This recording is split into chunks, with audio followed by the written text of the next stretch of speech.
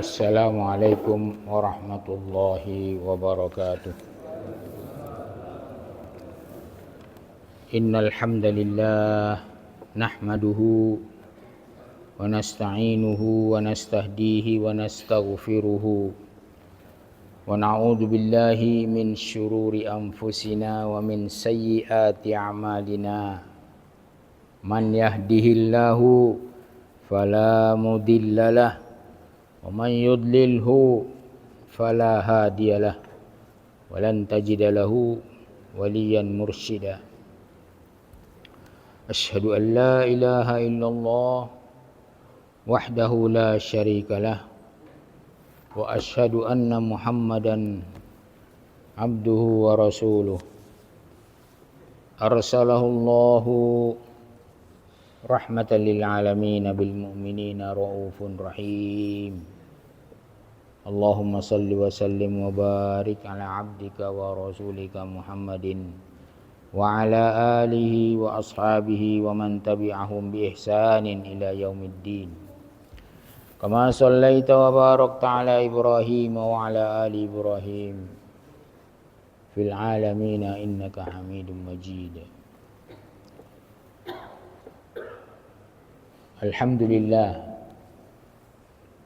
Alhamdulillah alladzi hadana li hadza wa ma kunna linahtadiya laula an hadanallah. Alhamdulillah atas segala hidayah Allah, atas segala nikmat Allah, atas taufik, atas kesehatan dan kesempatan yang masih dikaruniakan oleh Allah kepada kita untuk tetap di dalam melaksanakan ketaatan dan ibadah kepada Allah. Dimanapun kita berada, apapun kondisi kita, ibadah itu wajib tetap kita laksanakan. Ibadah itu wajib kita laksanakan selama kita masih diberikan izin oleh Allah untuk hidup di dunia. Wa'bud rabbaka hatta ya'tiyakal yaqin. Wa'bud, ini perintah kepada Nabi Muhammad sallallahu alaihi wasallam. Sembah, beribadahlah kepada Rabbmu hatta ya'tiyakal yaqin, hingga datang sesuatu yang yakin, yang tidak bisa dipungkiri, yaitu kematian.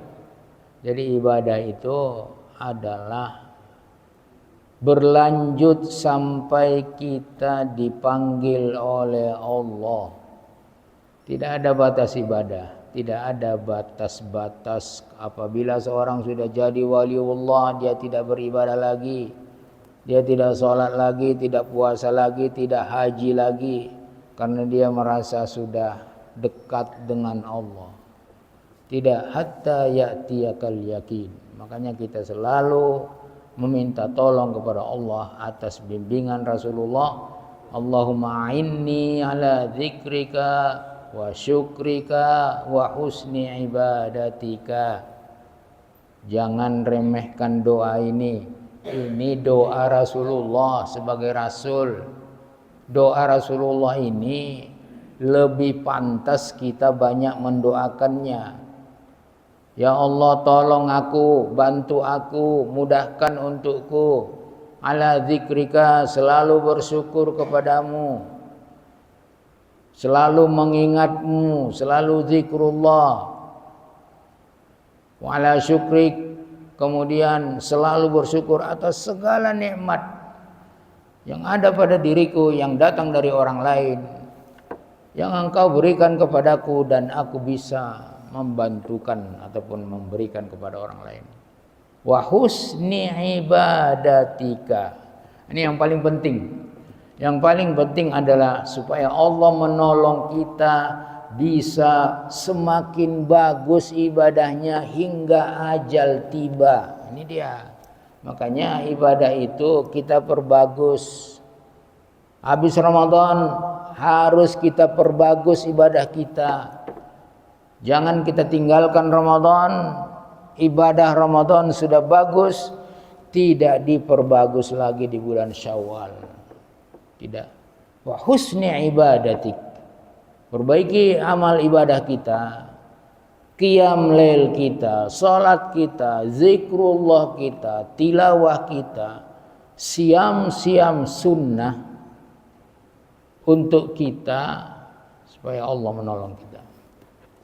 Bersalawat dan salam atas Rasulullah sallallahu alaihi wasallam merupakan ibadah karena ini merupakan perintah dari Allah, merupakan ketaatan kepada Allah. Semua ketaatan yang kita laksanakan atas perintah Allah namanya ibadah. Allahumma shalli ala Muhammad, ibadah. Allahumma shalli ala Muhammad wa ala ali Muhammad kama shallaita ala Ibrahim wa ala ali Ibrahim, ibadah. Diperbanyak, semakin banyak ibadah. Diperbanyak lagi, Allah semakin cinta kepada kita karena kita melaksanakan apa? Melaksanakan pekerjaan Allah. Innallaha wa malaikatahu yusholluna 'alan nabi. Allah malaikatnya bersalawat kepada Nabi. Ini pekerjaan Allah ini. Yusholluna fi'il mudhari sampai hari kiamat. Allah bersalawat sampai hari kiamat. Jadi kita melaksanakan ini karena perintah kepada kita. Ya ayyuhalladzina amanu shallu alaihi wa sallimu taslima. Hai orang-orang yang beriman, shallu ini bukan fi'il mudhari' lagi yang sekarang dan berlalu, tidak. Shallu fi'il amr. Al aslu fil amri lil wujub. Ini bahasa usul. Kita belajar dulu. Al aslu, amar itu, kata perintah itu asalnya, dasarnya untuk dilakukan, merupakan kewajiban. Shallu alaihi, bersolawatlah kepadanya. Jadi begitu kita bersolawat, yakinlah kita dalam keadaan taat. Makanya ini semangat buat kita supaya banyak bersolawat. Banyak bersolawat atas Rasulullah. Baik bapak-bapak, ibu-ibu yang dimuliakan oleh Allah. Dalam kajian Ahad kita ini 17 Syawal 5 April kita akan mengingat kembali ataupun meneruskan apa-apa yang telah baik kita bina di bulan Ramadan. Gantungkan hatimu di masjid. Nah, ini. Jadi hati kalau kita kemana-mana, kita bawalah hati kita itu. Tapi jangan lupa gantungkan dia selalu di masjid. Masjid itu adalah Baitullah, rumah Allah. Ini ibadah namanya. Ini dia ibadah. Tujuan kita untuk hidup di dunia ini adalah beribadah. Gantungkan hatimu di masjid. Kita akan tafsirkan surah Nur ayat 36 sampai 39. Bagaimana menggantungkan hati di masjid ini? Apa keutamaannya? Kenapa kita harus menggantungkan hati di masjid? Kita mulai. A'udzubillahi minasyaitonir rajim. Fi buyutin adzinallahu an turfa'a wa yudhkara fiha ismuhu yusabbihu lahu fiha bil ghuduwi wal asal. Sebelum ayat ini, ayat 35, itu Allah memperkenalkan dirinya bahwa Allah itu adalah nurus samawati wal ardh. Allah itu adalah nur, cahaya yang menerangi as-samawat, semua langit, semua apa yang di langit, semua makhluk yang di langit, dan semua apa makhluk-makhluk yang di bumi. Nurus samawati wal ardh. Allah memperkenalkan dirinya bahwa dia adalah nurus samawati wal ardh. Setelah kita mengenal Allah bahwa Allah itu nurus samawati wal ardh, Allah menciptakan malaikat hamba-hambanya yang paling taat, tidak pernah mengingkari perintah Allah. Malaikat diciptakan dari nur. Ini kita katakan tadi bahwa malaikat itu adalah hamba Allah yang paling taat, selalu menunggu perintah Allah. Kalau kita manusia diciptakan di bumi ini, itu selalu menghindar dari perintah Allah. Itulah manusia. Kebanyakan manusia tidak bersyukur, tidak mau beribadah kepada Allah. Ini kebanyakan, mayoritas manusia tidak mau bersyukur kepada Allah. Innallaha ladu fadlin 'alan nas walakinna aktsaran nasi la yashkurun. Allah itu punya karunia pemberian rezeki atas manusia ini semuanya. Walakinna aktsaran nasi, tapi kebanyakan dari manusia itu, nah ini kita katakan tadi bahwa manusia itu kebanyakan tidak mau beribadah. La yashkurun, mereka tidak mau bersyukur. Nah ini tadi karena faktor apa? Ada keangkuhan pada diri manusia. Begitu dia bisa lupa kepada pemberi nikmat. Nah ini yang penting, supaya hati kita itu selalu dalam keadaan beribadah. Kita gantungkan hati kita di masjid. Allahu nurus samawati wal ardh. Di sini disebutkan dalam ayat 36 ini, fi buyutin, di rumah-rumah. Buyut jamak ataupun plural daripada baitullah, bait, rumah. Jadi masjid itu disebut di dalam Al-Quran ini baitullah. Baitullah itu artinya rumah Allah. Buyut, di rumah-rumah Allah. Karena banyak masjid di dunia ini. Banyak masjid di dunia ini. Jadi masjid di dunia ini tempat beribadah manusia. Dan jangan lupa, malaikat datang kepada masjid untuk sama-sama beribadah kepada Allah dengan manusia. Cuma kita tidak bisa terbang ke langit, ke Baitul Ma'mur untuk sama-sama beribadah dengan malaikat. Fi buyutin, di rumah-rumah Allah, di masjid-masjid. Masjid itu kan artinya tempat sujud. Kalau secara bahasa lugotan, lugotan artinya tempat sujud, masjid. Tempat menaruh dahi ini apa? Kening ini ke tanah. Kalau dulu definisinya menaruh dahi ke tanah, bukan ke karpet, ke tanah. Karena tanah itu adalah yang paling rendah, yang kita injak-injak setiap kali, setiap saat. Kita taruhlah kening yang paling mulia pada tubuh kita ini, kita taruh itu di tanah untuk beribadah kepada Allah. Itu namanya masjid. Jadi tempat sujud itu, bumi ini, kata Rasulullah dalam suatu hadis sahih, bumi ini semuanya adalah masjid, tempat sujud. Dimanapun kalian berada, kalau sholat sudah datang, dikumandangkan datang waktu sholat, sholatlah dimanapun, mau di sawah, mau di kebun, di padang pasir, di mana saja harus dilaksanakan sholat. Kalau sudah datang waktunya, jangan ditunda-tunda, jangan diundur-undur. Karena yang menunda-nunda sholat itu adalah temannya iblis. Senang dia orang menunda-nunda sholat, mengakhir-akhirkan waktu sholat. Makanya Rasulullah mengatakan yang paling afdol amal kalian adalah as-salatu fi waktiha, salat pada waktunya. Datang azan, karena tadi kita judulnya gantungkan hatimu di masjid.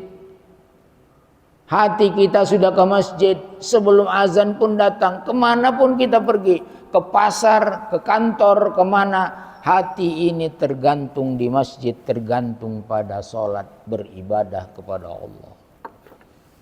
Kalau masjid secara syar'an ataupun istilahan, itu masjid yang di masjid itu dilakukan sholat berjamaah secara rutin.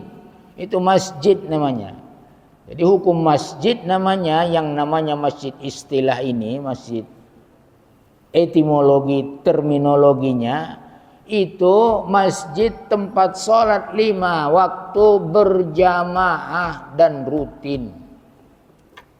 Sekarang ada namanya masjid jami', tempat sholat berjamaah 5 waktu plus tempat sholat Jumat. Nah, ini namanya gantungkan hati kita di sini. Fi buyutin adzinallah, yang Allah nurus samawati wal ard, mengizinkan, memerintahkan. Jadi ada ahli tafsir termasuk Ibnu Katsir mengatakan adzina di sini Allah serukan dan perintahkan, wasa, diperintahkan untuk mengangkat. Nah, mengangkat buyutullah, mengangkat derajat buyutullah, membaguskan buyutullah. Membaguskannya membaguskan ibadah di situ, bukan membaguskan bangunan, tidak. Bukan berlomba-lomba bermegah-megah dengan bangunan masjid maksudnya, tidak. Bukan itu yang diperintahkan. Nabi Muhammad SAW mengangkat derajat masjid itu. Di masjid itulah pusat kegiatan ibadah di masa Rasulullah. Makanya Rasulullah begitu bebas dari tekanan orang-orang kafir Quraisy yang ingin membunuh beliau. Bebas, beliau diizinkan oleh Allah untuk hijrah. Sebelum diizinkan oleh Allah untuk hijrah, beliau sudah ingin meninggalkan kemusyrikan itu. Orang kafir Quraisy sudah mau ditinggal, tapi tidak izin. Dia seorang rasul, tidak bisa bertindak sendiri kecuali perintah Allah. Tidak bisa berbicara sendiri kecuali perintah Allah. Sudah diizinkan hijrah, berhijrahlah beliau. Tidak perlu menunggu rombongan, tidak perlu menunggu surat perintah lagi, diperintahkan. Cari teman, satu cuma temannya, Abu Bakar As-Siddiq. Abu Bakar As-Siddiq merasa cukup bahagia diajak oleh Rasulullah untuk hijrah, meninggalkan kemusyrikan. Meninggalkan kemusyrikan. Mekah itu adalah kota yang paling dicintai oleh Rasulullah SAW. Kalau bukan kaumku yang mengusirku dari situ, bukan kaumku yang ingin membunuh aku di Mekah, aku tidak akan meninggalkanmu. Itu yang paling dicintai oleh Rasulullah. Mekah, tempat lahir beliau, tempat Ka'bah, tempat rumah ibadah Allah, tempat rumah Baitullah yang pertama di muka bumi. Begitu sampai di Madinah, masih daerah Kuba, belum masuk ke daerah kawasan Madinah. Madinah yang sekarang, dulu namanya Yathrib, sekarang Madinah. Madinah Al-Munawwarah itu nama dari Rasulullah. Karena kesannya kalau Yathrib itu di sana banyak penyakit. Orang dulu, orang Quraisy, pedagang-pedagang itu tidak mau bebas ke Yathrib karena di sana banyak penyakit. Banyak penyakit di Yathrib. Jadi Rasulullah mengganti nama Yathrib menjadi apa? Menjadi Al-Madinah Al-Munawwarah. Madinah yang bercahaya-cahaya, yang nur di sana sangat-sangat bercahaya, memancar ke seluruh dunia. Islam ini nur. Allah nur, malaikat nur. Yang membawa semuanya, Al-Quran itu nur. Nabi Muhammad pun digelar, disebut dia Nuran qamaran munira, yang bercahaya. Makanya Rasulullah mengganti Madinah itu jadi dari Yathrib menjadi Al-Madinah Al-Munawwarah. Jadi sampai sekarang Madinah Al-Munawwarah kita sebutkan itu atas atas perintah ataupun atas kebijakan Rasulullah sallallahu alaihi wasallam. Di sana Allah mengizinkan, memerintahkan untuk diangkat masjid itu, wa yuzkara, dan berzikrullah di masjid. Sampai di Kuba, Rasulullah yang pertama dia pikirkan, digantungkan hatinya. Ini menggantungkan hati Rasulullah. Rasulullah yang paling dia cintai adalah masjid. Masjid, rumahnya tidak apa-apa, tidak seberapa. Satu kamar satu lagi, tempat sholatnya pun tidak selapang apa yang ada di rumah kita. Salat tahajud beliau, kalau sujud kena kaki Aisyah istrinya radhiyallahu anha. Ini gambarkanlah, bayangkanlah rumah Rasulullah. Tapi Masjid Madinah, masjid itu pusat ibadah. Rasulullah membeli tanah masjid itu, beli sendiri, nggak menunggu sahabat-sahabat untuk patungan, untuk berinfak, bersedekah, tidak. Dia beli sendiri atas perintah Allah, dibangun sendiri. Makanya Masjid Nabawi, masjidnya Nabi Muhammad sallallahu alaihi wasallam. Cinta ke masjid, gantungkan hati di masjid. Sampai di Kuba yang pertama digantungkan hatinya, dibangun adalah masjid di mana kita sholat, bukan di mana kita nginap, apa yang mau kita makan, tidak, di mana kita sholat, di mana kita bisa beribadah dengan tenang. Khusus dibuat masjid itu, ikutlah Rasulullah membangun masjid itu, bukan jadi mandor Rasulullah. Angkat batu dikocok ininya, pasirnya, tanahnya, semuanya ikut membangun Rasulullah. Masjid Kuba yang ada sekarang ikut membangun. Makanya Rasulullah kalau mengingat Masjid Kuba, hatinya tergantung di masjid namanya. Rasulullah mengatakan, siapa yang pergi ke Masjid Kuba, bersuci dari rumahnya, dia sholat di Masjid Kuba, mau 2 rakaat, 4 rakaat, 6 rakaat, 8 rakaat, atau ikut salat fardu, maka dia sudah sama dengan melaksanakan umroh ke Makkah. Rasulullah setiap Sabtu, hadis sahih, setiap Sabtu pergi ke Kuba, jalan kaki 6 kilometer dari Madinah, dari Masjid Nabawi, setiap Sabtu. Ini mengingat apa? Hatinya tergantung ke masjid, sangat-sangat bersyukur kepada Allah. Beliau bebas membangun masjid. Sedangkan sebelumnya di Mekah, beliau diinjak-injak kalau sholat. Coba bayangkan, diinjak-injak, ditumpahi kotoran onta, usus onta yang sudah berbau busuk. Sampai-sampai datang putrinya Fatimah radhiyallahu anha membasuh, membuang kotoran-kotoran onta yang ditimpakan ketika beliau sujud. Diinjak oleh Abu Jahal, Abu Lahab. Diinjak Abu Lahab yang bergembira lahirnya Rasulullah. Karena dia tidak tahu ini jadi Rasulullah, makanya dia bergembira. Kalau dia tahu ini Rasulullah, dia tidak akan bergembira. Buktinya, ketika Rasulullah mengatakan, panggilnya saudara-saudara kerabatnya, sini kalian kalau aku katakan nanti pasukan berkuda akan muncul dari balik gunung ini, kalian percaya enggak sama saya? Percaya, karena engkau al-amin, tidak pernah berdusta dari kecil. Engkau sudah dikenal tidak pernah berdusta. Sekarang ini termasuk Abu Lahab itu yang datang, yang bergembira dengan kelahiran Nabi. Sekarang kalau aku katakan bahwa tidak ada sesembahan kecuali Allah Al-Ahadus Somad, apa katanya? Kurang ajar kau. Kau mau merubah agama kita? Nah, ini Abu Lahab ditamparnya Rasulullah. Makanya turunlah ayat tabbat yada Abi Lahab. Abi Lahab, tabbat yada Abi Lahabin wa tabba. Celaka, hancurlah tangan Abu Lahab tangannya, kekuasaannya, yang memaki-maki Nabi, mengajak dia untuk menyembah Allah yang satu. Tadi dikatakan percaya kau adalah Al-Amin.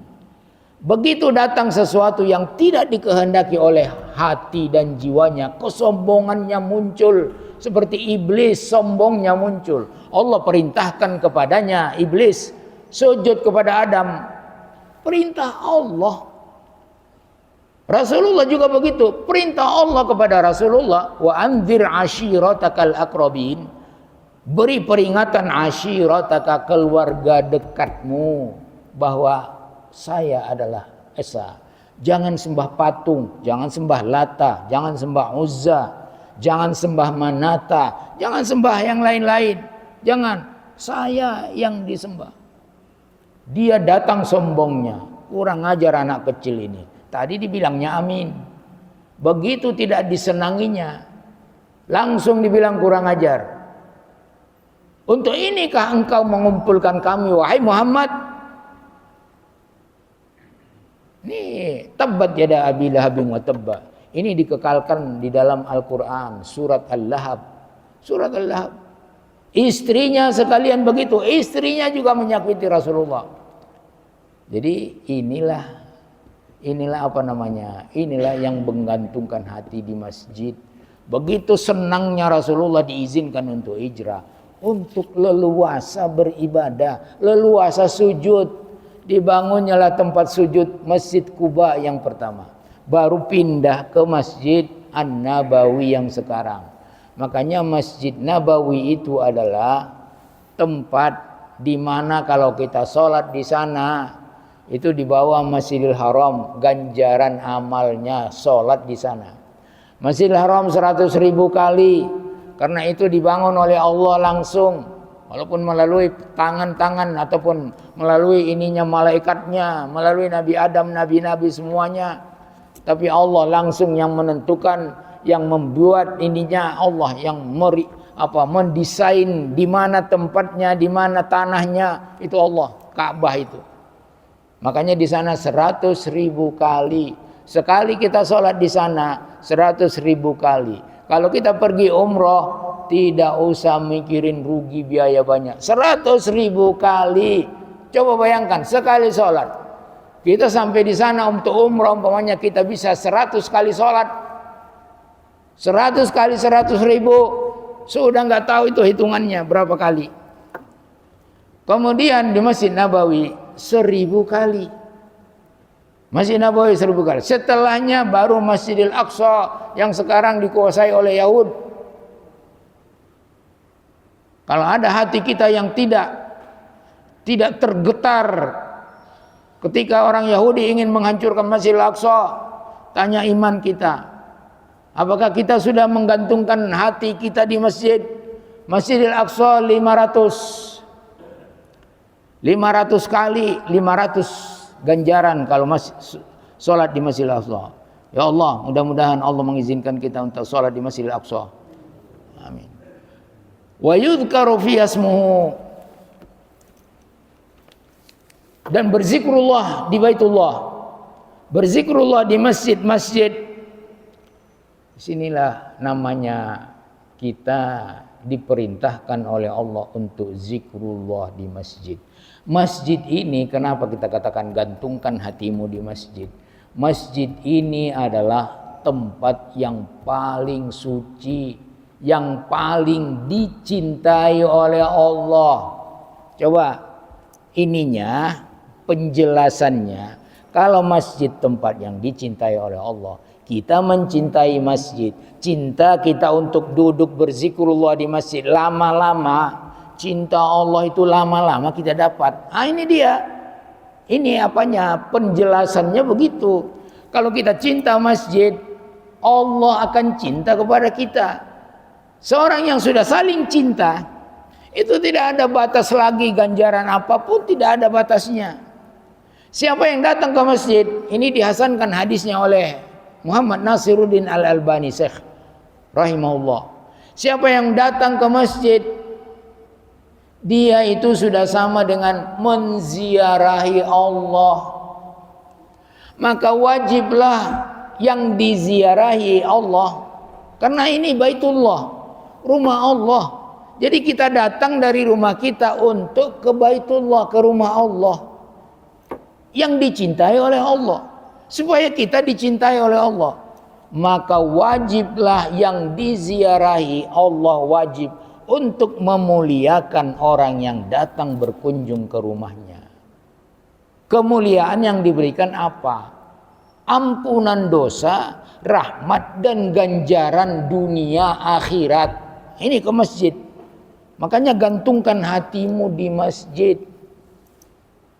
Jangan biarkan masjid itu kosong, karena ini adalah pertanda iman. Siapa yang keluar dari rumahnya bersuci, usahakan dari rumah itu bersuci. Usahakan jangan bersucinya di sini, jangan. Dari rumah usahakan. Kecuali dalam keadaan batal bersuci di sini, itu sudah sama niatnya. Siapa yang datang dari rumahnya bersuci, ini Allah memuliakan orang yang datang ke rumahnya, ke Baitullah, ke masjid. Siapa yang datang dari rumahnya dalam keadaan bersuci menuju masjid untuk melakukan kewajiban sholat 5 waktu berjamaah, maka dia sama dengan orang yang mendapatkan ganjaran orang yang berhaji yang berihram. Jadi walaupun kita pakai begini, kita sudah berihram di sisi Allah. Ini Allah mengangkat derajat orang-orang yang datang ke rumahnya. Kalau kita dapat ganjaran berhaji dan berihram, apakah kita tidak rajin ke masjid untuk sholat berjamaah? Jadi derajatnya sholat jamaah itu jangan hanya ustadz menyampaikan, itu kan sholat jamaah itu hanya derajatnya 25-27. Tidak, ini luar biasa, ini derajat ini. Belum bisa kita ke Mekah untuk berhaji, ganjarannya sudah bisa kita dapatkan 5 kali sehari semalam. Siapa yang pergi ke masjid, ini kemuliaan dari Allah. Yang pergi ke masjid membaca 2 ayat Al-Quran, utamakan membacanya di dalam sholat duha. Siapa yang pergi sholat duha tadi, sholat fardu 5 waktu, 5 kali sehari semalam, kita mendapatkan ganjaran haji yang muhrim. Hadisnya hadis sahih, al-hajj al-muhrim. Ganjaran haji dan muhrim itu luar biasa kalau diterima oleh Allah. Al-hajjul mabrur laisa lahu jazaa illal jannah, surga. Siapa yang pergi ke masjid untuk sholat duha, usahakan ini perlu diusahakan oleh setiap kita. Siapa yang pergi ke masjid untuk sholat duha, ini hadisnya tidak bertentangan dengan sholat sunat. Itu kan lebih baik di rumah. Tapi selama ada hadis yang menyarankan, yang menyuruh, siapa yang pergi tasbih duha dan dia membacakan ayat Al-Quran di sana, mempelajarinya dan membacanya, faya'lam wa yaqra, ini dia perintahnya dalam hadis itu, sama dia dengan seorang yang melakukan umroh. Hadisnya hadis sahih, tidak dipertentangkan. Dari rumah menuju masjid sholat duha, jalanlah ke rumah, karena semuanya adalah angkat derajat di sisi Allah. Di sisi Allah, bukan di sisi manusia. Jangan tunggu derajat kita di sisi manusia terangkat, tidak. Di sisi Allah. Nanti Allah yang akan mengangkat derajat kita di sisi manusia dengan kekuasaan Allah. Siapa yang pergi ke masjid adalah salasatun kulluhum dhamin 'ala Allah. Ada 3, ini hadisnya hadis Bukhari, hadis sahih. Ada 3 orang yang dijamin oleh Allah. Kalau sudah jaminan Allah, nggak ada jaminan yang lebih tinggi dari itu. Salasatun, 3 orang yang dijamin oleh Allah. Kalau dia mati, meninggal, wafat ketika mengerjakan yang 3 ini, dia dijamin masuk surga, dijamin didapatkan ganjaran yang banyak. Domin, jaminan. Nah, bahasa Indonesia sudah. Domin Allah. Satu, siapa yang didomin Allah? Orang yang pergi berjihad fisabilillah. Berjihad fisabilillah. Apabila dia meninggal, jamin masuk surga. Hadis sahih Al-Bukhari. Apabila dia selesai, tidak wafat, tidak meninggal, tidak mati syahid, dia dijamin mendapatkan ganjaran yang luar biasa. Ampunan dosa, ganjaran derajat nanti di surga, ganjaran harta rampasan perang. Ini yang pertama.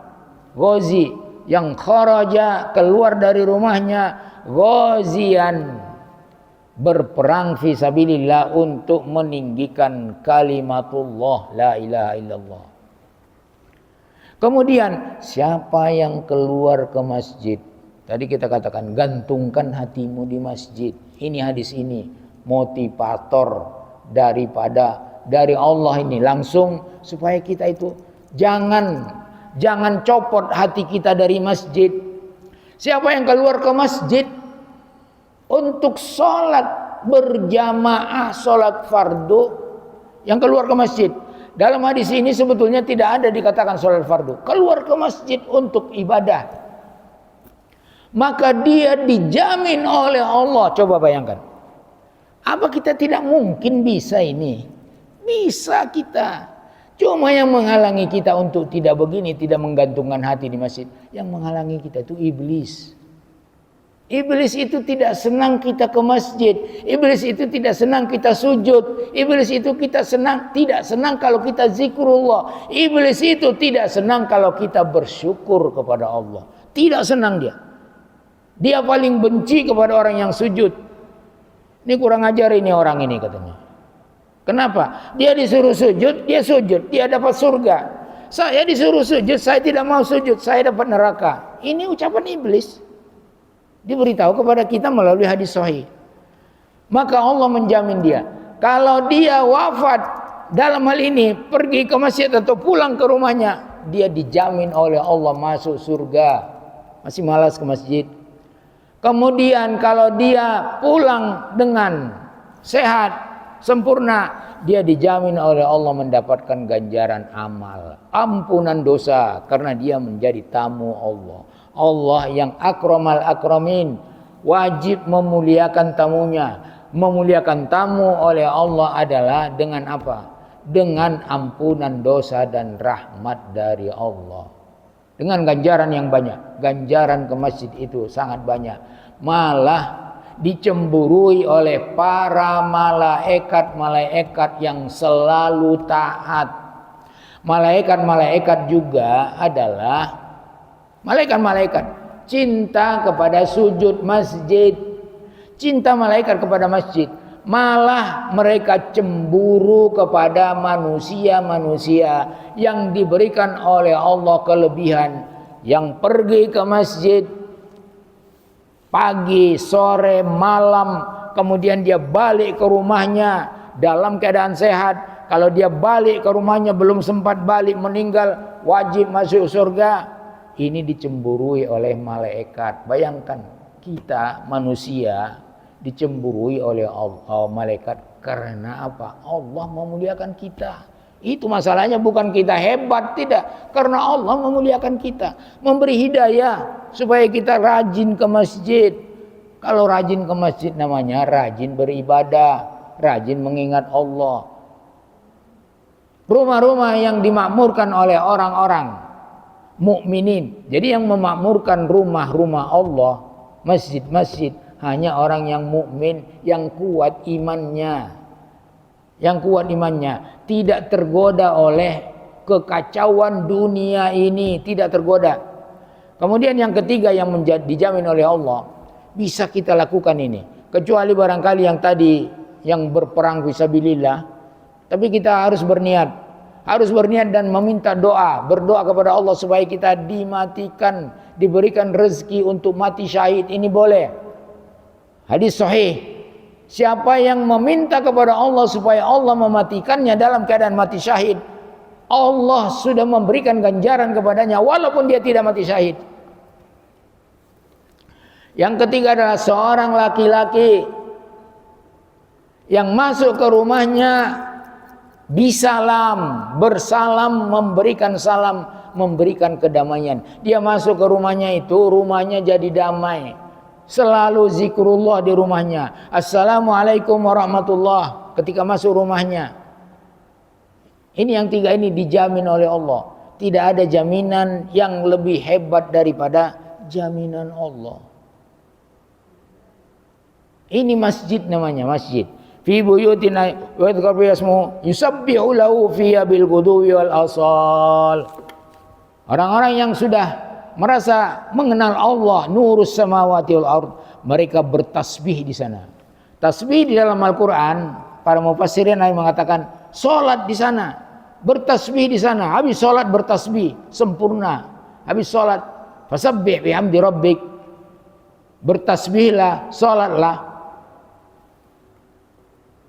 Bil guduwi wal asal. Guduwi itu adalah pagi. Wal asal itu adalah sore. Jadi pagi sore, kalau kita bukan pagi sore saja berzikir, pagi sore siang malam, pagi sore siang malam. Rijalun la tulhihim tijaratun wala bai'un an dzikrillah. Siapa yang bisa melakukan ini? Ini dikasih tahu oleh Allah siapa yang bisa melakukan ini. Rijalun, para lelaki-laki tangguh. Tambah tangguhnya. Rijalun la tulhihim, untuk bisa mencintai masjid, menggantungkan hati di masjid, cinta masjid, cinta ibadah di masjid, memakmurkan masjid, adalah lelaki-lelaki tangguh. La tulhihim, mereka tidak dilalaikan. Tidak dilalaikan oleh tijaratun, bisnis mereka. Jadi kalau pikiran kita, hati kita sudah tergantung ke masjid, sudah tergantung di masjid, itu apapun kerjaan kita, yang kita utamakan adalah pikiran kita itu ke masjid.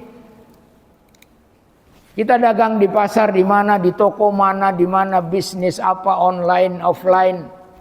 Itu pikiran kita selalu waktu sholat kapan, di mana kita bisa sholat. Kita musafir atau di mana-mana, pikiran kita dalam masjid. Karena itu yang utama.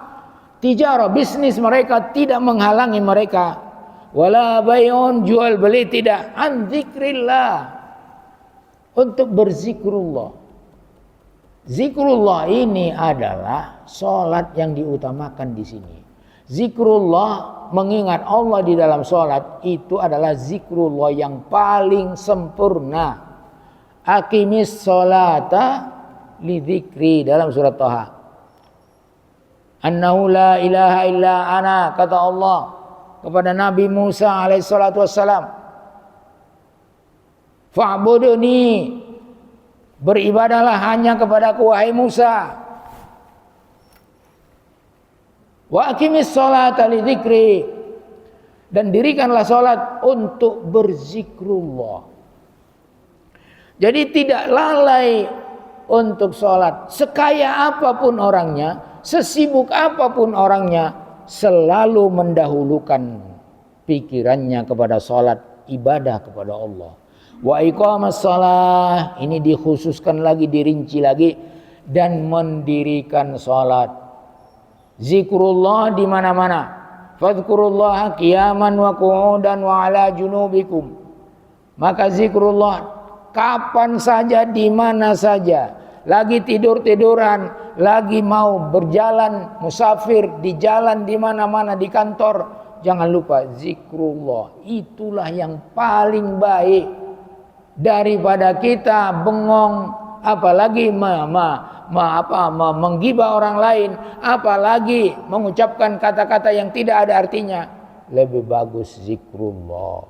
Lebih bagus zikrullah. Tidak berat itu zikrullah. Yang berat itu adalah hati kita melawan nafsu kita. Siapa yang mengatakan berat, mengatakan subhanallah wa bihamdi? Nggak ada yang berat di situ. Cuma hati kita itu tidak mengajak kita, karena di dalam hati kita itu ada nafsu, ada apa. Jadi wa ita'iz zakah, dan mengeluarkan zakat. Mengeluarkan zakat itu adalah ibadah. Mengeluarkan zakat itu adalah ketaatan kepada Allah. Karena zakat yang kita keluarkan itu semuanya berasal dari Allah. Kita kadang-kadang kalau pelit-pelit bersedekah, berzakat, sedekah, itu kadang-kadang datang ego kita. Ini kan karena saya berdagang. Tidak. Wa atuhum min malillah. Ini perintahnya begitu. Kasih mereka orang-orang miskin, orang-orang fakir, orang-orang yang tidak mampu. Min malillah, dari harta Allah. Bisa kita kaji bagaimana dikatakan harta Allah. Kita itu kayanya kaya apa umpamanya?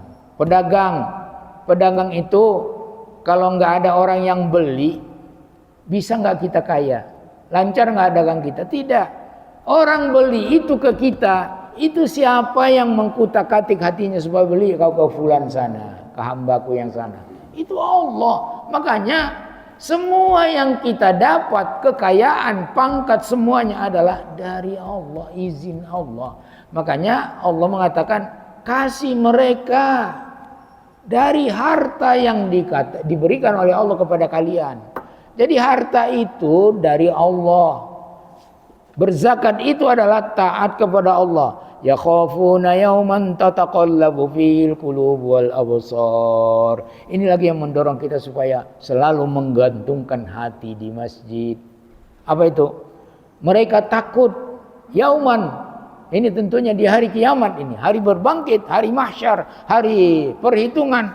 Tataqallabu fil qulub wal absar, berbolak-balik hati. Kacau balau hati di hari itu.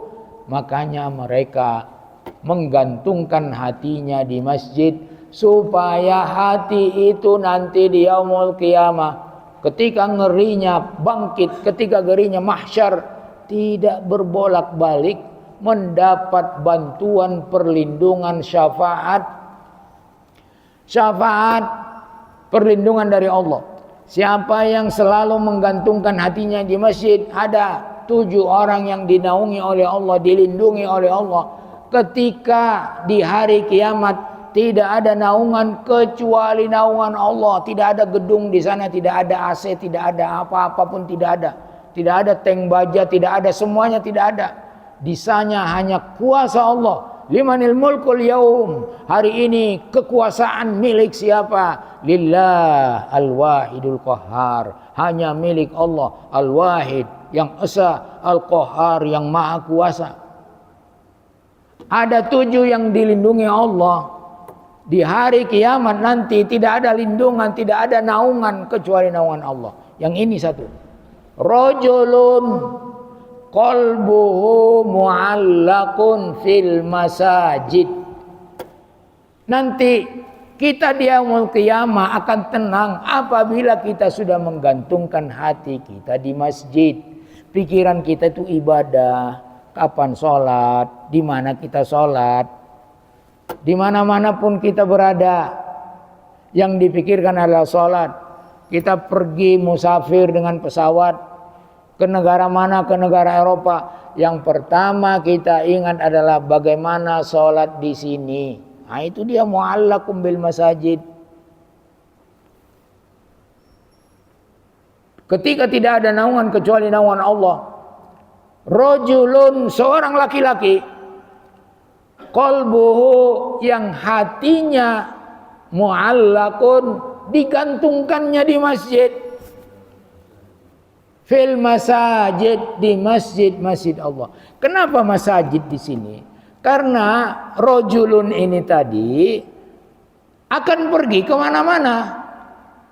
Jadi kemana-mana dia pergi, yang dicari pertama adalah masjid. Makanya masajid, masjid tunggal, masjidani musanna, masajid jamak dari masjid. Di masjid-masjid mana? Dia musafir, maunya ke kampungnya. Di jalan itu pikirannya di mana kita sholat, masjid mana yang bisa sholat. Habis itu sambung lagi. Terus di dalam perjalanan selalu mengingat Allah. Karena dia yakin bahwa dia bisa begitu musafir mau apa. Karena dia ditolong oleh Allah. Jangan lupakan yang menolong kita. Jangan lupakan yang memudahkan urusan kita. Selalu mengingat Allah. La ilaha illallah, subhanallah walhamdulillah, wa la ilaha illallah, Allahu akbar. Bukan hanya sekedar zikir. Allah mengasihkan dunia ini lebih baik dari apa? Kemudian Allah yang menanamkan pohon-pohon kurma di kita, buat kita di surga. Coba bayangkan. Allah, kalau sudah Allah yang mengatakan, saya yang memberi ganjaran, tidak ada yang lebih baik ganjarannya daripada ganjaran yang diberikan oleh Allah. Liyajziyahumullahu ahsana ma amilu. Orang-orang yang tadi yang menggantungkan hatinya di masjid, yang akan mendapat naungan nanti di hari kiamat, tidak ada naungan kecuali naungan Allah. Termasuk usahanya adalah gantungkan hatimu di masjid. Jangan kita bayangkan naungan di dunia ini, tidak. Panasnya akhirat itu dahsyat, nggak bisa kita bayangkan. Matahari didekatkan oleh Allah. Yang membuat matahari jauh Allah. Untuk kita manusia supaya kita tenang beribadah. Kalau matahari dekat, itu panasnya wallahu alam, belum ada manusia yang bisa mengukur panasnya matahari. Tidak ada, hanya reka-rekaan. Sekian dekat, sekian 1000 kilometer, 1500, sejuta, sekian ini panasnya begini. Itu reka-reka, nggak ada yang pasti. Yang tahu panasnya matahari hanya Allah. Matahari itu nanti akan dicemplungkan ke neraka. Coba bayangkan, di yaumul qiyamah tidak ada naungan ketika matahari didekatkan oleh Allah 1 mil. 1 mil kita berapa itu? 1 kilo berapa? Coba bayangkan 1 kilo. Ini matahari yang sekarang ini, itu jutaan kilo itu dari kita, biar kita bisa hidup layak. Banyak sekali yang karunia Allah yang kita tidak syukuri. Ini ada yang mensyukuri karunia matahari dijauhkan oleh Allah enggak? Belum. Kita pokoknya bangun pagi sudah matahari ada. Makanya bangun pagi itu ucapkan alhamdulillah, itu semua mensyukuri semuanya. Bangun alhamdulillah. Tidur juga baca demi Allah, nama Allah. Jadi Allah nanti yang akan memberikan ganjaran kepada liyajzia, supaya Allah memberikan ganjaran kepada mereka ahsana ma amilu, yang lebih baik daripada apa yang mereka amalkan. Coba ahsan, bukan ganjaran setimpal saja. Allah mah karunianya tidak habis-habis. Digambarkan karunia Allah itu bagaimana gambarannya? Kalaulah semua penduduk dunia ini dari Adam sampai sekarang manusia, semuanya berada di satu lapangan, semuanya berdoa. Ada yang minta ini, minta itu, emas 1 gunung, emas 2 gunung. Mungkin kita belum pernah meminta emas 1 gunung. Ini hadis sahih. Semua meminta permintaannya emas 1 gunung, 1 dunia ini diminta semuanya. Maka Allah memberikan permintaan itu semuanya. Coba bayangkan, semuanya yang diminta dikasih oleh Allah. Karena kekayaan Allah tidak bisa dibatasi oleh manusia, tidak bisa dihitung oleh manusia. Maka itu perumpamaannya yang diberikan Allah, semua permintaan dari Nabi Adam sampai sekarang ini. Berapa miliar manusia yang meminta? Berapa miliar gunung emas yang diminta? Semuanya dikasih. Perumpamaannya, perbandingan karunia Allah itu, kekayaan Allah itu. Masukkan telunjukmu ke lautan luas. Masukkan, gini. Masukkan telunjukmu ke lautan luas, kemudian angkat telunjukmu itu. Yang kau angkat itu, yang nempel air lautan itu, itulah yang kalian minta semuanya dari Nabi Adam. Lautan luas pemberian Allah, masih luas. Allah memberikan ahsana ma amilu, dikasih ganjaran yang lebih baik dari amal mereka. Coba bayangkan, kalau amal kita dihitung-hitung, saya sering menghitung-hitung, enggak pantas saya masuk surga. Dosanya banyak, amalnya sedikit. Enggak pantas, tapi Allah memberikan yang lebih baik. Diberikannya surga. Ada yang bisa menggambarkan betapa nikmatnya surga? Enggak ada, tidak ada yang bisa. Wa yazidahum min fadli. Nah, ini lagi ditambah lagi karunia yang lain. Ditambah karunia yang lain. Karunia yang lain itu barangkali apa? Ini ahli hadis mengatakan karunia yang lebih bagus itu adalah hati kita lapang, anak-anak kita taat kepada Allah, anak-anak kita mendoakan kita, tetangga kita mesra dengan kita, rahim kita akrab dengan kita, harmonis dengan kita. Itu lebih bagus daripada harta emas. Coba kita kaya, tapi orang semua benci kepada kita. karena kekayaan kita salah guna. Wallahu yarzuqu man yasha'u bighairi hisab. Allah akan memberikan rezeki, yarzuqu, memberikan rezeki man yasha, kepada orang yang dia kehendaki. Jadi jangan dipikirkan kalau orang mukmin yang beramal soleh rezekinya lebih besar daripada orang-orang yang tidak mukmin. Jangan pikirkan itu. Allah Maha Kuasa memberi rezeki kepada siapa yang dia disukai. Bighairi hisab. Bighairi hisab ini barangkali hanya kepada orang-orang mukmin. Bighairi hisab, ketika kita Ramadan tanpa hisab, nggak bisa kita hitung maksudnya. Jadi tanpa hisab itu tidak bisa kita duga dari mana. Yang penting kita taat kepada Allah, ibadah terus kepada Allah.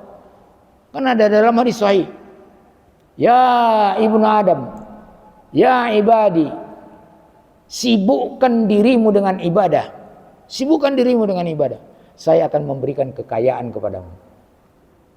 Kalau kau tidak mau menyibukkan dirimu dengan ibadah, saya akan memberikan kemiskinan kepadamu, kefakiran kepadamu. Hatimu akan sempit.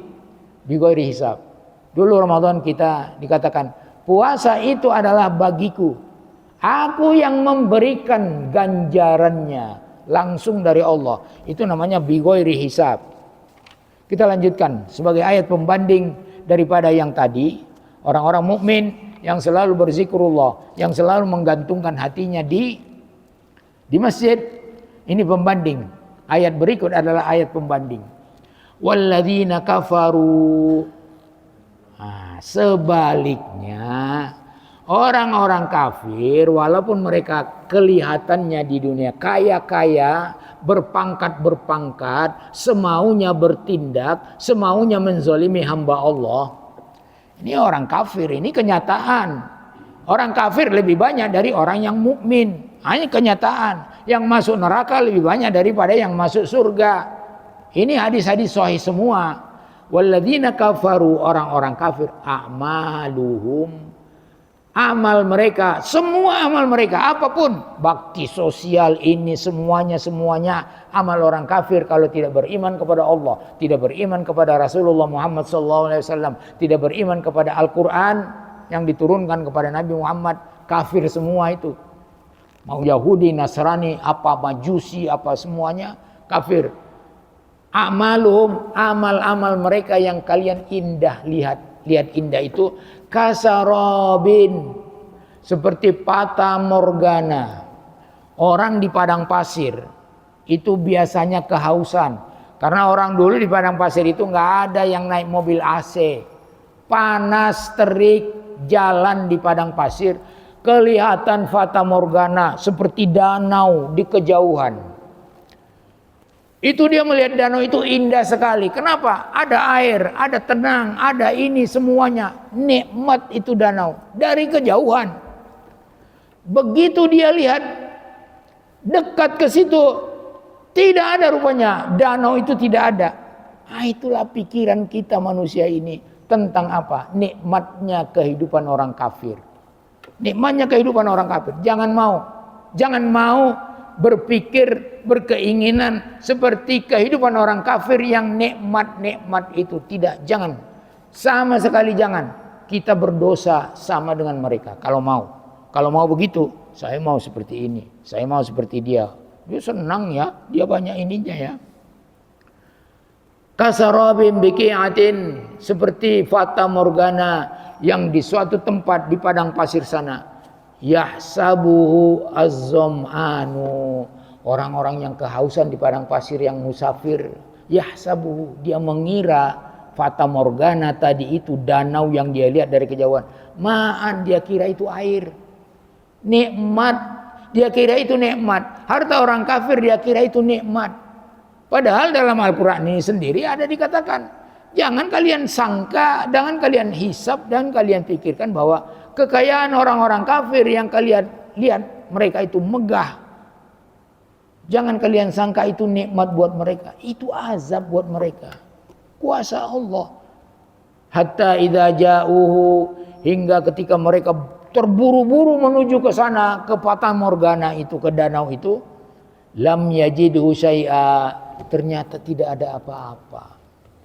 Nanti kalau kita sudah sampai ke tujuan kita ke akhirat, harta orang kafir yang dulu kita cemburui, kekayaan mereka, kemegahan mereka, kenikmatan mereka yang dulu kita cemburui, sampai di hari kiamat tidak ada artinya. Mereka tidak bisa menebus dirinya dari siksaan neraka dengan hartanya yang banyak tadi. Ada dua percontohan. Yang paling menderita di dunia ini, yang paling menderita, coba cari. Mungkin kalau di antara kita ini belum ada. Yang paling menderita, tidak pernah mendapatkan nikmat di dunia ini. Ketika nanti di hari kiamat Allah menunjukkan kepada manusia-manusia, ditunjukkannya. Yang mana yang paling menderita? Ditunjukkan ini, si fulan ini paling menderita. Allah arahkan dia ke surga, dicelupkan sedikit, belum semua badannya, sedikit. Allah bertanya kepadanya di hadapan makhluk, ya hambaku, pernahkah engkau merasa derita selama hidup di dunia setelah celupan ini sedikit? Tidak ya Allah, tidak pernah merasa derita, tidak pernah merasa menderita. Dan yang paling senang di dunia ini, itu tadi yang paling menderita tadi, dicelupkan sedikit ke surga. Ini yang paling senang, yang paling mewah, yang paling banyak hartanya, yang triliunan, yang hartanya tidak bisa dihitung, sampai 7 keturunan, 100 keturunan, tapi dia kafir. Coba didatangkan dia, dan Allah celupkan dia ke neraka. Jadi ujungnya kemana? Yang kaya raya ini, yang kafir ini, neraka. Dicelupkan sedikit. Allah bertanya kepada dia dengan kuasa Allah, hambaku, pernahkah engkau merasakan nikmat kemewahan di dunia setelah dicelupkan ke neraka sedikit aja? Tidak ya Allah. Jadi ini fata morgana, itu ini Allah mengasih pemahaman kepada kita. Yang kalian hebat melihat orang kafir, yang kalian melihat kemewahan orang kafir, kekayaan orang kafir, 1000 turunan, 100 turunan, itu fata morgana kalau mereka tidak beriman kepada Allah. Jadi bagaimana? Jangan mau seperti mereka. Maulah seperti orang-orang yang menderita tapi sabar. Sabar ini yang susah kita dapatkan. Wa wajadallaha indahu. Setelah dia sadar begitu, dia kejar tadi fata morgana, tapi dia tidak mendapatkan apa-apa. Dia pikir itu kenikmatan, tapi nanti di suatu tujuan terakhir tidak mendapat. Dia pasti menemukan Allah Rabbnya. Sekafir-kafirnya manusia, sehebat-hebatnya, kalau sudah nanti di yaumul qiyamah mengakui kekuasaan Allah, di hari akhirat tidak ada di sana kekuasaan kecuali kekuasaan Allah.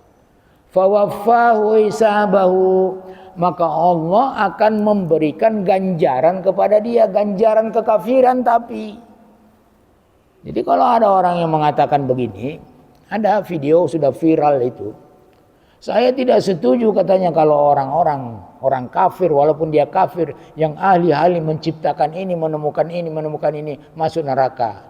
Kok dia yang tidak setuju? Neraka milik siapa? Surga milik siapa? Malah ada lagi yang mengatakan begini, dia juga manusianya. Masuk surga itu kan tidak dipersyaratkan untuk jadi orang Islam. Ini dia juga sama. Yang mengatakan saya tidak setuju penemu listrik, penemu atom, penemu pesawat. Walaupun orang kafir, saya tidak setuju dia dimasukkan ke dalam neraka. Dia tidak membaca ayat-ayat yang lain, tidak membaca hadis-hadis yang lain.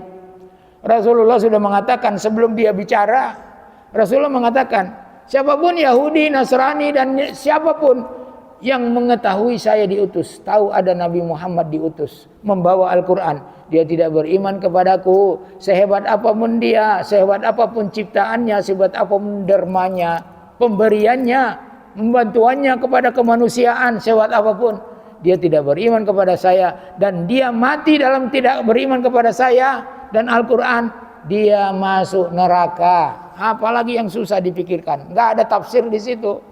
Nggak ada tafsir di sini. Nggak ada takwil. Masa dia mengatakan orang kafir itu tidak masuk neraka kalau dia sudah berbakti kepada kemanusiaan, kemudian dia tidak mengatakan masuk surga itu tidak menjadi persyaratan harus orang mukmin dan muslim. Wallahu sari'ul hisab. Allah itu yang kita temui. Allah yang temui. Orang kafir, maaf, orang kafir kalau dia berbicara dari hatinya, dia akan mengakui kekuasaan Allah. Keangkuhannya yang tidak menerima. Keangkuhannya yang tidak menerima. Makanya yang mengakui Islam itu, yang masuk Islam itu, orang-orang yang membuang keangkuhannya, yang pintar-pintar. Ini saya sering berbicara masalah ini. Sering bahwa yang masuk Islam itu adalah orang yang mau menggunakan akalnya. Tidak menggunakan hawa nafsunya. Orang yang masuk ke dalam, keluar dari Islam, itu menggunakan perutnya. Kenapa menggunakan perutnya? Dia butuh makan. Tidak sabar butuh makan. Makanya keluar dari Islam, masuk agama lain, itu karena nafsu. Tidak mau menerima Islam karena nafsu. Jadi betapa banyak pendeta-pendeta pintar-pintar, diplomat-diplomat yang masuk Islam karena sudah menerima apa kebenaran Islam itu, menggunakan akal sehat. Wallahu sari'ul hisab. Allah Subhanahu wa taala sari', sangat-sangat cepat hisabnya, menghisap amal kita, menghisap nanti di yaumul qiyamah sangat cepat. Lebih cepat daripada komputer-komputer ciptaan manusia. Orang komputer ciptaan manusia itu adalah ciptaan Allah, diberi izin oleh Allah untuk menciptakan komputer, menciptakan CCTV, tapi sari'ul hisabnya Allah, CCTV-nya Allah tidak bisa ditandingi 1.000.000 kali, 1.000.000.000 kali oleh CCTV-nya manusia. Kenapa? CCTV Allah di dalam kegelapan pun bisa merekam. Di dasar lautan pun bisa merekam. Di mana-mana, di gunung, di langit, di mana-mana ada rekamannya. Teliti, sekecil apapun direkam oleh CCTV Allah. Ada visualnya, ada tulisannya, ada catatannya. Semuanya terekam. Sari'ul hisab. Demikian. Kalau ada pertanyaan silakan. Kalau ya silakan.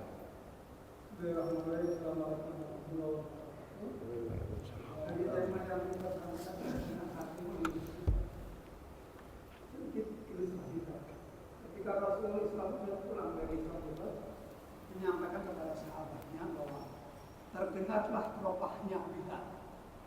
Akhirnya dikumpulin para sahabat, disampaikanlah, Bilal, amalan apa yang kamu lakukan sehingga sampai teropahmu walaupun kamu belum meninggal sudah kedengaran di surga. Padahal cuma tahiyatul masjid. Artinya selalu punya rujukan ya. Sementara kan sekarang jamaah banyak yang baca Al-Quran, sholat mutlak yang lain. Mohon penjelasan kira-kira kelebihannya apa sih? Ini ada suatu kelebihan Bilal bin Rabah. Kenali dulu Bilal bin Rabah. Budak hitam, tidak ganteng, tidak gagah, tidak kaya, enggak punya rumah, enggak punya kerjaan. Bilal bin Rabah. Tapi tahu enggak? Ketika Rasulullah haji wada, yang di sampingnya siapa? Bilal bin Rabah. Bukan Abu Bakar, bukan Umar, bukan Utsman, bukan Ali. Bilal bin Rabah. Rasulullah menunjukkan kepada umatnya bahwa yang termulia di antara kalian adalah yang paling bertakwa. Bilal bin Rabah imannya sangat kuat. Kenapa dikatakan kuat? Begitu dia katakan Allahu Ahad, Ahad, Ahad, tidak mau beranjak. Padahal dia seorang budak. Seorang budak, bukan merdeka dia. Seorang budak. Apa kata tuannya? Apa kata tuannya? Kau masuk agama Muhammad tidak izin saya. Disiksanya di padang pasir, ditimpakan batu besar, diseret. Tapi apa katanya? Ahad, ahad, ahad. Itu mulianya dia itu di sisi Allah begitu. Mulia, dia membutuhkan makan, tidak minum, ahad, ahad, ahad. Dia yakin kepada Allah.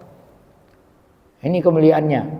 Kemudian Rasulullah memberi kabar gembira kepada Bilal bin Rabah. Walaupun Bilal bin Rabah tidak termasuk di antara 10 yang dikabar gembirakan masuk surga, tapi apa katanya? Hai Bilal. Ini didengar para sahabat. Hai Bilal, saya mendengar suara terompahmu di belakangku, di sampingku berjalan di surga. Di samping Rasulullah berjalan di surga. Hanya itu. Apa kata sahabat? Ini apa pula ini kelebihan si Bilal ini? Di surga beserta Rasulullah. Sendalnya ada di surga. Didengar oleh Rasulullah. Berarti kalau didengar sendal, dekat itu namanya. Dekat nggak itu kalau kedengaran? Kalau kita dari sini 3 meter aja nggak kedengaran sendalnya.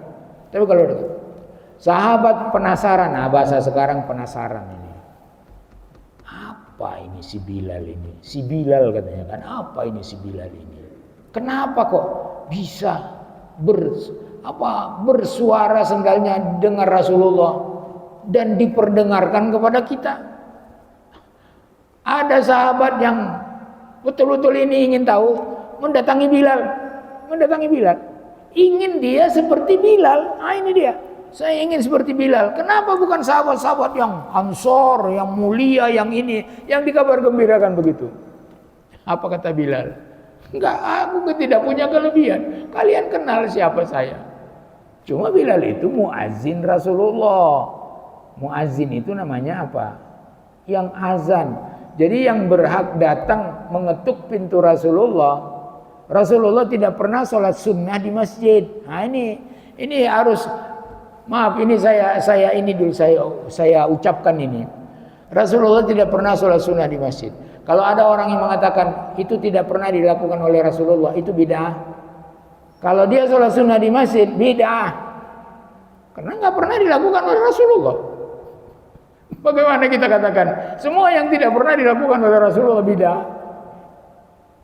Pernah nggak dia sholat sunnah di masjid? Pernah kan? Sering, lebih sering. Nah, itu bid'ah. Berani nggak dia kita katakan begitu? Nggak berani. Jadi Rasulullah mengatakan itu, datanglah Bilal, nggak ada apa-apa. Cuma yang saya ingat, mungkin barangkali itulah sebabnya Rasulullah. Setiap saya habis wudu, wudunya yang sempurna lah, jangan tidak sempurna. Maaf, usahakan wudu itu sempurna seperti yang dicontohkan oleh Rasulullah. Kita pelajari lagi bagaimana yang sempurna. Kalau tidak sempurna tidak dapat ini. Wudu yang sempurna, kemudian dia berdoa. Jangan lupa, habis wudu itu jangan lupa berdoa. Asyhadu alla, karena ini luar biasa. Hapus dosa kita. Coba, hanya dengan wudu hapus dosa. Setelah berdoa bukan hanya hapus dosa, pintu surga dibuka. Enggak, luar biasa karunia Allah. Pintu surga yang 8 itu dibuka. Bukan hanya terbuka, ditawarkan mau masuk dari mana saja. Itu baru wudu, belum sholat. Setiap saya habis wudu, saya sholat. Nah ini kelebihannya.